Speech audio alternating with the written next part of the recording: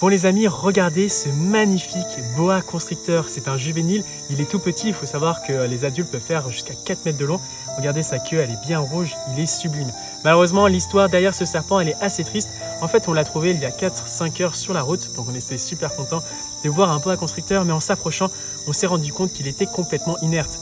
Donc Jade a commencé à le palper, il réagissait seulement lorsqu'on touchait sa queue, mais tout le reste du corps restait flasque. On a cru qu'il était décédé.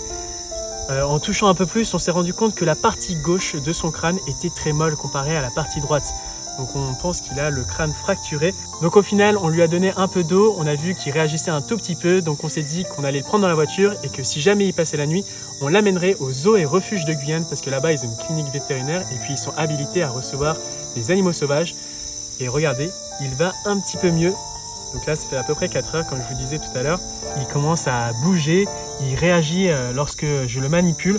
Et ça, c'était pas du tout le cas avant. Malheureusement, il ouvre toujours pas la bouche. Donc on a peur qu'il ait la mâchoire fracturée ou quelque chose comme ça. Voilà, c'est toujours très mou à ce niveau-là. Donc on croise les doigts. Ce serait incroyable de voir cet animal se rétablir et puis retourner dans la nature. On espère que ce sera le cas. Donc là, on espère surtout qu'il va passer la nuit et puis dès demain matin, on ira l'amener à la clinique vétérinaire. Oh là là, il est vraiment magnifique, c'est triste. Faites attention sur les routes.